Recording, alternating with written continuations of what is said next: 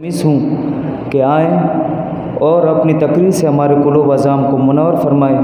ان کے آنے سے قبل نعروں کا پرجوش استقبال نعرہ تکبیر، نعرہ رسالت، نعرہ غوثیہ۔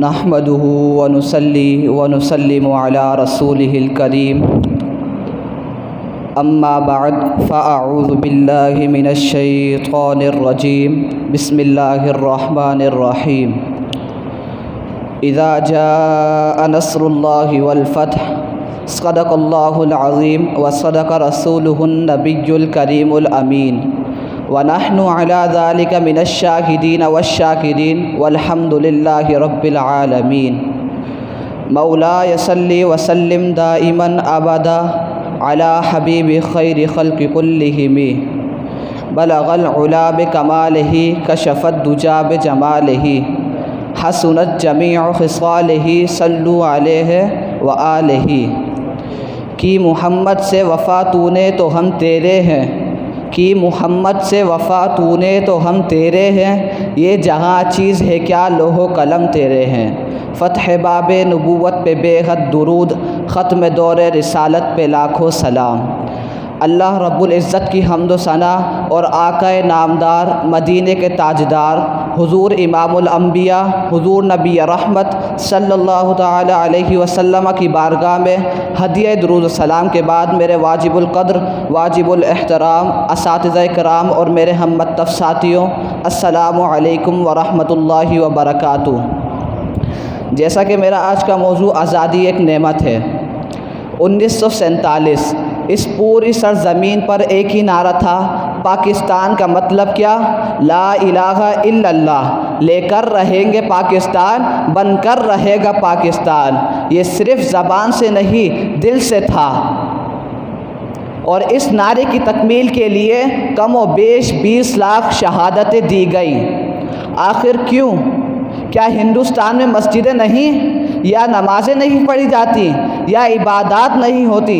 سامعین حضرات، پاکستان سے زیادہ مسلم آبادی ہندوستان میں موجود ہے، تو پاکستان اس مقصد کے لیے تو بنا ہی نہیں تھا کہ پاکستان میں یہ سب کچھ کیے جائیں۔ ضروری ہے کیے جائیں، لیکن پاکستان بنانے کی ضرورت نہیں تھی۔ پاکستان نہ بھی بنتا تو یہ سارا کام ہو رہا تھا۔ سرکار اعلیٰ حضرت نے دین کا اتنا سارا کام کیا، وہ کہاں کیا؟ ہندوستان میں کیا۔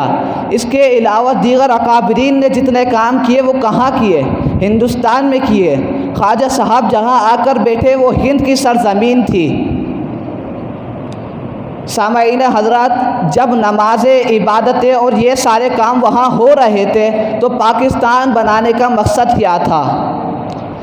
اگر میں ایک جملے میں اس کا جواب دوں تو پاکستان بنانے کا مقصد ریاستی سطح پر اور حکومتی سطح پر اور ان کے اعلیٰ عہدوں پر سارے کے سارے مل کر ریاستی سطح پر نظام مصطفیٰ کا نفاذ کریں۔ یہ رسول اللہ صلی اللہ علیہ وسلم کے دین کے لیے بنا ہے، دین کو تخت پر لانے کے لیے بنا ہے۔ پیارے آقا علیہ السلام کے دین کی بقا کے لیے بنا ہے یہ پاکستان۔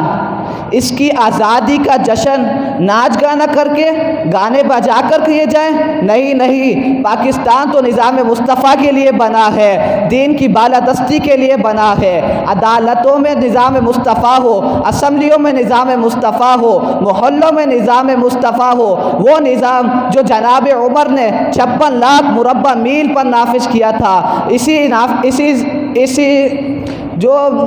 جو جناب عمر نے 56 لاکھ مربع میل پر نافذ کیا تھا، اسی نظام کو پاکستان میں نافذ کرنے کے لیے پاکستان بنا۔ ہاں، آزادی ایک نعمت ہے، اس کا مقصد یہ ہے کہ اللہ پاک کی دی ہوئی نعمت آزادی کا شکر ادا کرنا، اور شکر کا تقاضا یہ ہے کہ جس کی جانب سے یہ نعمت ملی اس کی اطاعت و فرما برداری کی جائے۔ سامعین حضرات، ذرا سوچئے، اگر ان شہیدان پاکستان نے بروز قیامت اپنے رب کی بارگاہ میں ہم سے یہ سوال کیا کہ ہم نے پاکستان کے لیے اتنی قربانیاں دیں، کیوں؟ اس لیے کہ اچھے انداز سے تبلیغ دین کی جا سکے اور اسلامی تعلیمات پر بغیر کسی رکاوٹ عمل کیا جا سکے۔ سامعین حضرات، انشاءاللہ ایک دن ہم اپنی آنکھوں سے دیکھیں گے، ایک صبح اس ملک میں ایسی طلوع ہوگی جس میں نظام قرآن و سنت کا چلے گا، باتیں مدینے والے رسول کی چلیں گی، اور نعرے حضرت ابو بکر صدیق کے لگیں گے، اور پیغام فاروق اعظم کا گونجے گا، اور لوگ فیض عثمان غنی سے پائیں گے، تو پھر یہ ملک للکارے گا، تو اس کی للکار کے اندر قوت حیدری نظر آئے گی۔ میں اپنی تقریر کا اختتام اس شعر پہ کرنا چاہتا ہوں۔ ہم اپنی سانسیں تیرے نام کرتے ہیں، ہم اپنی سانسیں تیرے نام کرتے ہیں، اے وطن ہم تیری عظمت کو سلام کرتے ہیں، اے وطن ہم تیری عظمت کو سلام کرتے ہیں، وما علینا الا البلاغ۔